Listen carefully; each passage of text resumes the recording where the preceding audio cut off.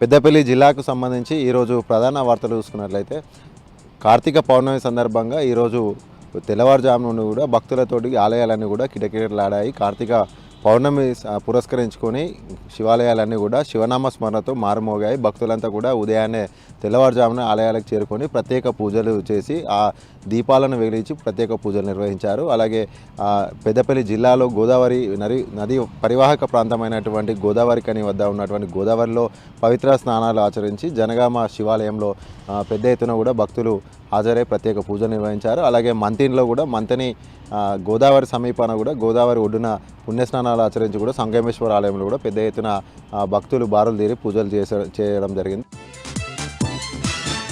అలాగే మరొక ప్రధాన వార్త చూసినట్లయితే రామగుండం ఎన్టీపీసీ సంస్థ 47వ ఆవిర్భావ వేడుకలు ఘనంగా కొనసాగాయి. ఎన్టీపీసీ టౌన్షిప్లో ఉన్నటువంటి క్రీడా మైదానంలో 47వ ఆవిర్భావ వేడుకలు అయితే ఘనంగా ప్రారంభించారు. సంస్థ యొక్క ఈడీ కేదార్ రంజన్ పాండు పాల్గొని వేడుకలు అయితే ప్రారంభించారు. దీంట్లో భాగంగా ఉన్నతాధికారులు, సిబ్బంది, ఉద్యోగులు అంతా కూడా పెద్ద ఎత్తున ఈ వేడుకల్లో పాల్గొనడం జరిగింది. వేడుకల్లో భాగంగా ఈడీ గాల్లోకి పావురాలు అలాగే బెలూన్లను కూడా వదిలి వేడుకలు అయితే ప్రారంభించారు. అనంతరం కేకు కట్ చేసుకొని స్వీట్లు పంపిణీ చేసుకొని కూడా సంబరాలు నిర్వహించుకున్నారు. ఈ సందర్భంగా ఈడీ కేదార్ రంజన్ పాండు మాట్లాడుతూ దక్షిణ భారతదేశంలోనే అత్యంత గొప్ప సంస్థ అయినటువంటి ఎన్టీపీసీ రానున్న రోజుల్లో మరిన్ని ఆవిర్భావ వేడుకలు ఘనంగా జరుపుకోవాలంటూ కూడా ఆయన ఆశించారు.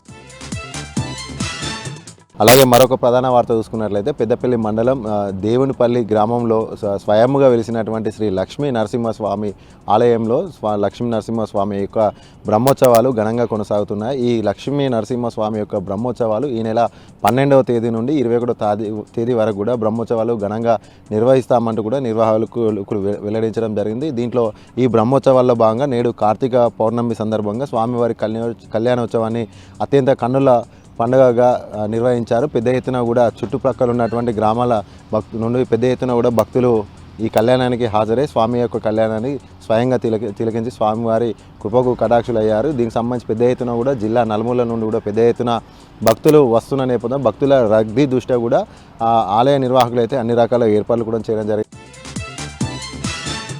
అలాగే మరొక ప్రధాన వార్త చూసుకున్నట్లయితే రామగుండం ఎన్టీపీసీ కృష్ణానగర్లో ఉన్నటువంటి ఓ గుడి వివాదంలో ఇరు వర్గాల మధ్య భారీ ఘర్షణ నెలకొంది. ఇరు వర్గాలు ఒకరిపైన ఒకరు దాడి చేసుకోవడం జరిగింది. ఎన్టీపీసీ కృష్ణానగర్కు సంబంధించినటువంటి ఓ ట్రస్టుకు సంబంధించినటువంటి భూమిలో దేవాలయం హనుమాన్ దేవాలయాన్ని నిర్మించడానికి ట్రస్ట్ సభ్యులు పూరుకున్నారు. అయితే అక్కడ దానికి సమీపంలో ఉన్నటువంటి తన భూమి ఉన్నటువంటి శ్రీనివాస్ అనే వ్యక్తి ఇక్కడ దేవాలయం నిర్మించవద్దంటూ కూడా ట్రస్ట్ సభ్యులను అడ్డుకోవడం జరిగింది. ఆవేశంతో ఇరు వర్గాలుగా చీలిపోయి కూడా ఒక వర్గంపై మరొక వర్గం దాడి చేసుకోవడం జరిగింది. దీంట్లో భాగంగా శ్రీనివాస్ అనే వ్యక్తి ట్రస్ట్ సభ్యులపైన కూడా పెట్రోల్ పోసి తనపైన కూడా పెట్రోల్ పోసుకొని ఆత్మహత్యకు ప్రయత్నించడం జరిగింది. వెంటనే అక్కడికి చేరుకున్నటువంటి పోలీసులు ఇరు వర్గాలను కూడా శాంతింపజేయడం జరిగింది. దీనికి సంబంధించినటువంటి కేసు నమోదు చేసినట్లు దర్యాప్తు చేస్తున్నాము. ఎవరి భూమి ఎక్కడి నుండి వచ్చింది, ఈ ట్రస్ట్కు సంబంధించినటువంటి పూర్తి డాక్యుమెంట్స్ అన్ని కూడా పరిశీలించిన తర్వాత దీనికి సంబంధించినటువంటి కేసు నమోదు చేస్తామంటూ కూడా ఆయన పోలీసులు అయితే కేసు నమోదు చేయడం జరిగింది. దీనికి సంబంధించినటువంటి దర్యాప్తు చేస్తున్నామంటూ కూడా సిఐ ప్రవీణ్ అయితే వెల్లడించారు. దీనికి